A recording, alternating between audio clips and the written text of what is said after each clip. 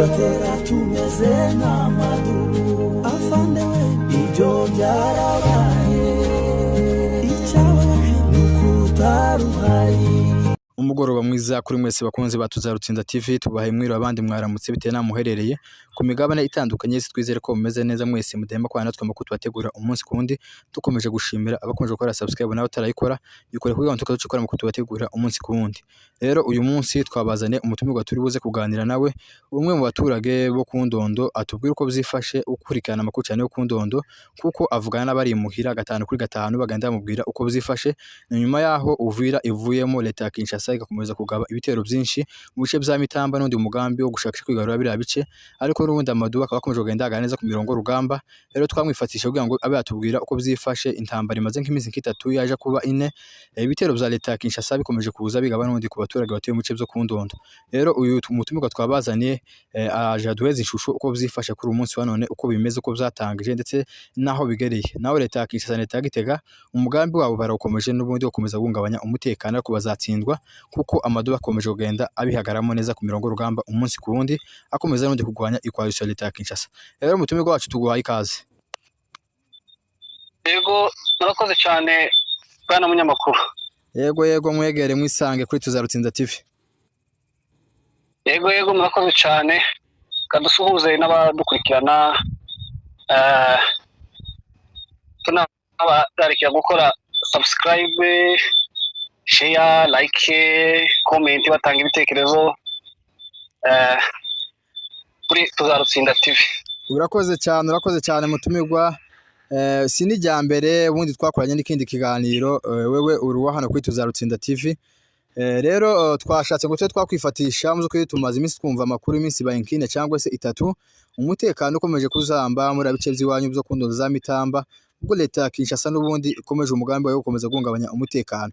Rero byatangije gute kuri uyu munsi, bimeze gute? Uratubwira uko byatangije, hanyuma uze kutubwira uko byifashe kuri ubu ngo abantu bamenye ishusho uko byifashe, kuko n'ubundi amanetwork akomeje kugenda banabi murenge kuvuga ngo abantu bamenye amakuru ko biragora, ko ndabizi yuko wewe mwamuvugana 5 kuri 5 n'abari muhira bakoresha n'undi ka wifi. Rero waha abantu ishusho uko byatangije ndetse n'uko bimeze kuri ubu ngubu. Yego abadukurikirana berekana tubasuhuje. Hanyuma amakuru uko byifashe muri biriya bice by'Indondo, umugambi ni wa wundi w'umwanzi kuva imyaka irenga 9. Ndibuka neza nko mu bice by'Indondo umwanzi yatutangiye kutugabaho ibitero 2016. Ndibuka neza hari mu kwezi kwa mbere nk'uko turimo, urumva imyaka ibaye myinshi.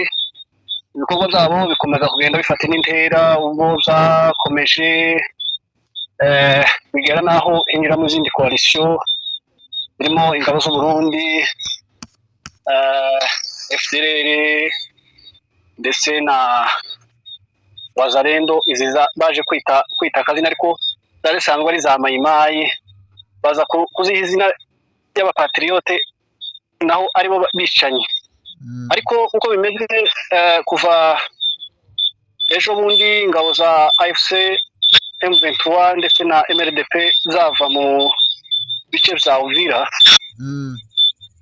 umwanzi yakomeje kuzamura ibitero, azamura abarundi barazamuka, ndetse na nizo coalition zabo nyine za FARDC na Wazalendo bazamuka mu bice bya Kirungwa barenga ku Ndondo, aho bita mu Mitamba. Urumva niho barengeye. Bamaze kuhagera ejo bundi nyine akaba ndetse hariho ibiraro. Abungeri bumvise amakuru kuko izo bitero byaje barahunga barahava. Ariko rero nyuma yabwo, kubera ko dufite ingabo Imana yaduhaye arizo MRDP twirwaneho, ziza kubikora nk'uko zibisanzwe zibikora, kandi niko kazi kabo. Nicyo cyabahagurukije kurengera ubwoko, barahaguruka bitanga izo bitero. Kuri ubu bari bimaze iminsi igera kuri 4 babigaba hariya nyine bari bashaka kwinjira mu mihana y'abaturage, kwica no kunyaga no gusenya akarere nk'uko bari basanzwe nyine baza gusenya. Ariko bigeze kuri ejo bundi ko ndibuka kuwa gatandatu niba ntihenze gato, ariko bamaze kuza ingabo zacu zibikora neza, zirabitanga zibasubiza inyuma. Kugeza kuri uyu munsi babonye kugaba ibitero ino minsi ishize ko ari 4, bigeze aho ngaho ku munsi w'ejo nibwo urugamba rwaje kuba rumaze kuba. Ingabo zacu zikora neza cyane, kuko ni ingabo zibikora kinyamwuga kabisa nk'uko bikwiriye. Uyu munsi nibwo haje kuboneka nk'agahenge, kuva mu gitondo abantu bari bikanze nyine, ariko amadubu akomeza guhumuriza abaturage no kubabwira ko ari amahoro, bakomeje kubacungira umutekano nk'uko bisanzwe. Kuri uyu munsi akaba hiriwe neza, akarere kameze neza, ibitero birasa n'ibyahagaze, ariko nanone ntibizahagaze kuko umugambi uracyari wabo. Aho bari ntibishiganyije uyu munsi, ariko n'abacu baracyari mu birindiro byabo, ntaho bigeze baja. Umwanzi bamukubise kabisa. Ubu ngubu amakuru dufite nuko akarere kiriwe neza, nta kibazo. Urakoze cyane mutima wacu kuduheza ishusho uko byifashe. Mu by'ukuri abantu baba bakeneye amakuru y'ukuri, niyo mpamvu tuba twifatishije abantu bo mu karere runaka bakurikirana amakuru uko byifashe.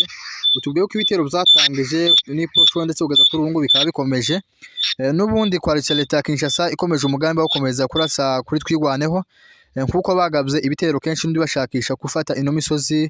Coalition y'abarundi ndetse na FARDC ni benshi, ariko n'ubundi MDP twigwaneho ikaba ikomeje kugenda ihagarara neza ku mirongo y'urugamba irindira abaturage umutekano.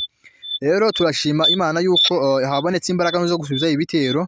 Urumva habaye intambara niraza mitamba, nigeze kumva bavuga ngo abacu bari mitamba ariko Adu yari mu kajo kayo ngaho wari wayumvise se? Yego, Adu yaraje arenze aho bita kuba biziba, akomeza inzira nyine ya Buhunde aserukira mu mitamba, aho abacu bari. Noneho rero undi yinuka aho bita mu Gishembwe azamuka arenga mu mitamba, nanone hari inzira irenga mu mitamba. Undi yinuka arengera aho bita mu Rushaga, nanone uwo niwe waje guhurukira mu Kajoka. Mitamba no mu Kajoka nyine ni ahantu hategeranye, ariko nanone kuba baraje inzira nyinshi, basanzwe bazi inzira nyinshi ariko bagasubiramo bagahunga, kuko ubwinshi bwabo ni ahandi ntacyo buza bubamarira. Turabizi neza kuva kera kose ibitero zatangiye biva kuva kera kose, baturusha umubare, ariko none kubera ko dufite ingabo zibizi zabyigiye zibasubiza inyuma. Ubu ngubu kabisa umutekano urahari, ndetse hari n'izindi zari zaturutse mu bice za Masango ziseruka ahantu bita mu Mukumba, ziyashitse hari ibiraro nyine zirasa ku biraro, abaturage barehunga, amasho nyine arahava. Ariko nanone amadubu abasubiza inyuma. Hari n'ibindi Adu yari yagaragaye aho bita mu Bijombo, ariko nayo ishima gusheringa ubusasu, irangije amadubu yita ihunga. Ubu ngubu kabisa umutekano kuri none urasa n'uwifashe neza. Urakoze cyane kuduheza ishusho uko byifashe. Urumva umwanzi yaraciye inzira nyinshi, akiraza Amasango ndetse na za Bijombo hagaragara umwanzi, ariko izo nzira zose baciye zingana gutyo. Turashimana yuko MDP yabonye imbaraga zo kugira ngo bakomeze bimire ibitero, nubwo n'ubundi bitagiye kure, ariko turizera ko nibisa kandi ukubanuka n'ubundi intare zasarambwe n'amadubu, kuko twebwe dufite impamvu yo kurwana. Niyo mpamvu dutsinda iyo coalition leta ya Kinshasa, dufite koze yo kurwana intambara, ntandi mahitamo dufite usibye gutsinda urugamba. Hari amavideo twabonye cicikara ku mbuga nkoranyambaga ndetse n'ama message avuga yuko ngo Adu ngo yari yarenze ngo mitamba. Ayo makuru yaba ariyo cyangwa se ni ibinyako? Dushaka gutanga amakuru y'ukuri uko byifashe, kuko twebwe dukunda kugira ngo twigere kuri te dushakisha amakuru y'ukuri, atari amakuru yo kubesha yo gushakisha views. Ibinyoma urabona mu mitamba hari ingabo za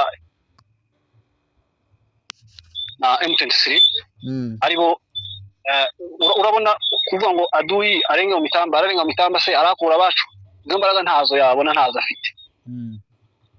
Tibishoboka kabisa. Ubu ngubu mitamba irimo amadubu. We kabisa urakoze cyane gutuheza ishusho uko byifashe. N'ubundi ejo tuzakomeza tubikurikirane, gusa amakuru twakire n'ubundi nuko coalition leta ya Kinshasa bayisubije inyuma mu bice bya mitamba.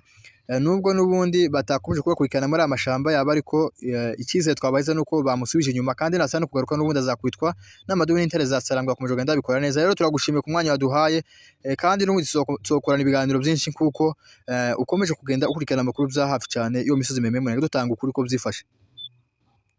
Yego turabashimira cyane natwe hanyuma tunizeza nyine abantu bose kuko hariya hari ingabo za MRDP nta bwoba baturage no kugira amahoro arahari kabisa nubwo ababanzi bakomeje guhaguruka baza kuvuga ibitero ku baturage ariko hari ingabo twizeye zitavirira ubwoko icyo cyo baraciyemeje kabisa nta bwoba amahoro nubwo baduwe nyine akomeza kuza guhungabanya umutekano ariko hariho abagabo bakomeje kubungabunga umutekano.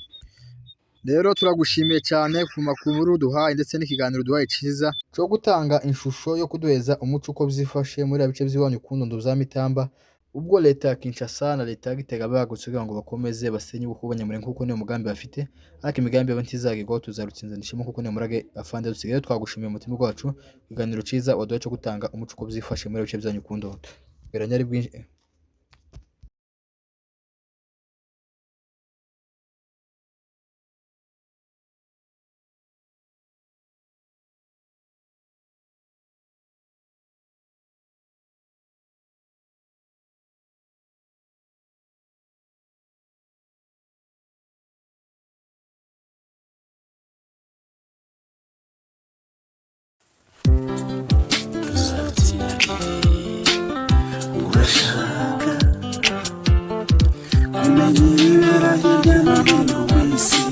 Urashaka kumenya ibibera iwacu muranye n'Imasisi ahandi wabisanga kure tuzarutsinda TV niyo wabisanga. Urashaka kumenyekanisha ibikorwa byawe kwamamaza amamariza kuri tuzarutsinda TV.